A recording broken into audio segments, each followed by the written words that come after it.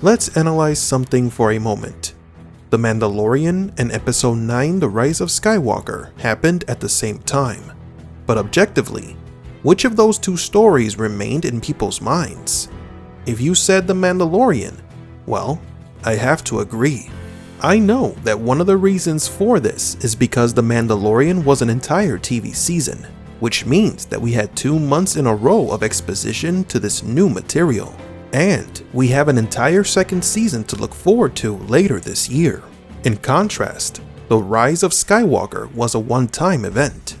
Even though it was the 9th movie in the Star Wars saga, a saga that began over 40 years ago, and was the ending of the sequel trilogy, it was part of a story arc that was already in our minds for 4 years, with new characters established for the same amount of time. And that's not even taking into account the appearance of legacy characters, which by themselves have legions of fans. Before the premiere of The Mandalorian, we didn't know anything about the story, nor about its characters. However, the merchandise for The Mandalorian was instantly sold out, despite the fact that it would be several months before the items would arrive at stores. And this is what I believe to be a symptom that shows the current state of the Star Wars franchise and its fans. Be willing to spend their money on merchandise about a series that was almost a year away from its second season. This means that it is something that they wish to continue to be fans of, and Disney and Lucasfilm are sure to be on a lookout for them. And this is precisely what I'm going to be talking about in this video. What's going to happen in future Star Wars stories, and with Baby Yoda.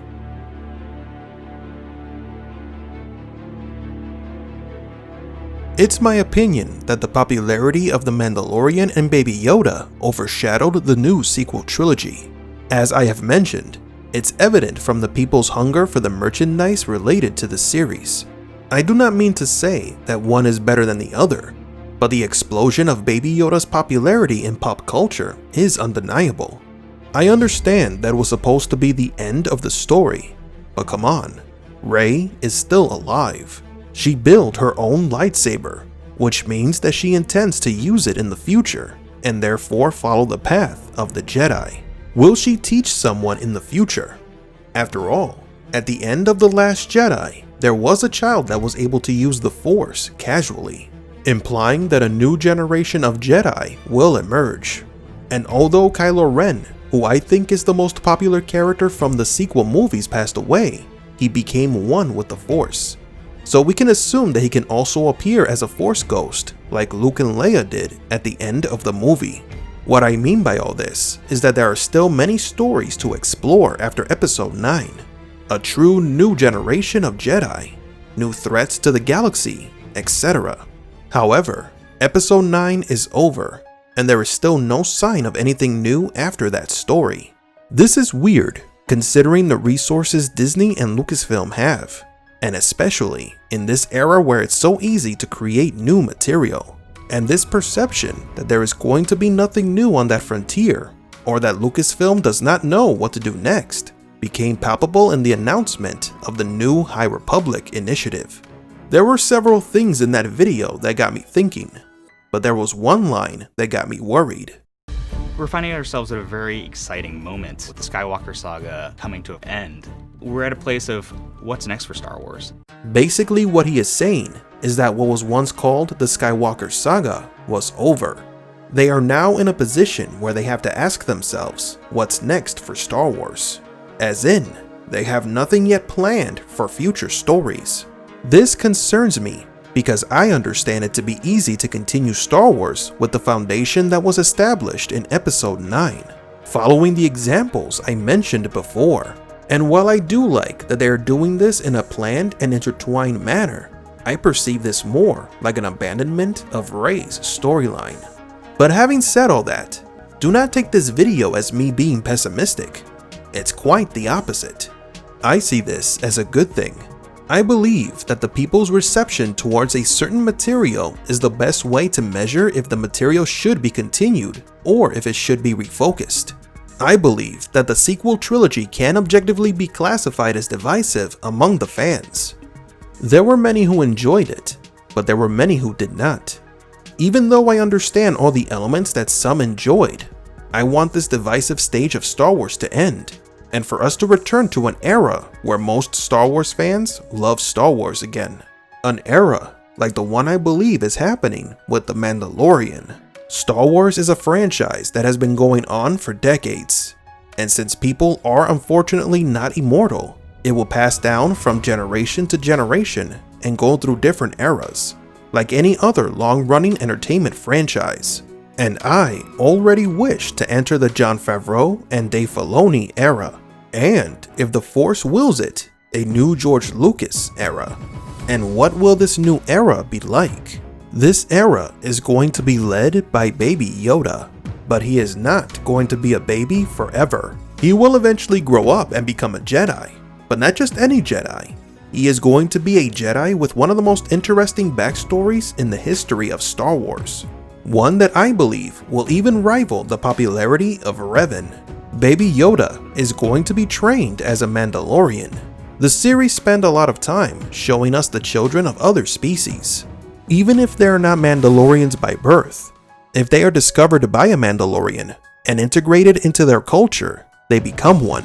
Like what happened to Din Djarin, the titular Mandalorian of the series. So we can assume that Baby Yoda is going to get the Mandalorian treatment because he was rescued by one. And thanks to the recent news that confirmed that Ahsoka Tano will appear in the second season of The Mandalorian, we can be sure that he will also be trained in the ways of the Force. But this gets even more interesting. In addition to Ahsoka's appearance, there are also sources claiming that Ezra Bridger is also going to appear in the series. So not only will Ahsoka be teaching Baby Yoda about the Force, but possibly Ezra as well, which by now he is most likely no longer a Padawan. Maybe Ezra is the one who ends up being Baby Yoda's teacher, or Ahsoka, or a combination of both, giving the child one or two of the most interesting teachers in Star Wars, since neither of them are technically Jedi, especially Ezra Bridger and his leanings towards the dark side of the Force. But if the infant of the Yoda race is to be a Jedi, he needs a lightsaber then, right? I think we have a clue to this, and we already saw it in the show. Baby Yoda's lightsaber will be based on the dark saber. This is the most logical conclusion. It is very likely that during the series, the Mandalorian gets the dark saber from Moff Gideon, but the Mandalorian isn't going to live forever. And so Baby Yoda will inherit the weapon from his guardian in honor of his guardian and father, and in honor of the Mandalorian people. Don't forget, the Darksaber was created by the first Mandalorian who became a Jedi. The Darksaber is going to be too big for him, but that doesn't mean that he can't create his own from it, or even use its black kyber crystal to build his own saber. This is going to be the image of the future Baby Yoda, a little bit older now, with the Mandalorian armor made by Beskar, adapted to his physique, with the amulet of the mythosaur that his mentor gave him hanging around his neck, and holding a dark saber, having been trained by Ahsoka Tano and Ezra Bridger. If that is not the definition of an epic character, I don't know what is. I believe he's going to be the face of the new generation of Star Wars, and with him, new stories, and the main character of the franchise. It is possible that Baby Yoda will be who establishes the new Jedi Order and Academy, because there is something that we must not forget. He could be the clone of Master Yoda. If he is, who better than him to restart the legacy of the Jedi and of Star Wars? I am definitely eager to know more about these new stories. But what about you?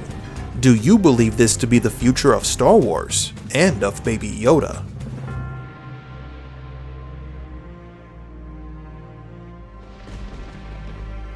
Mandalorian Universe.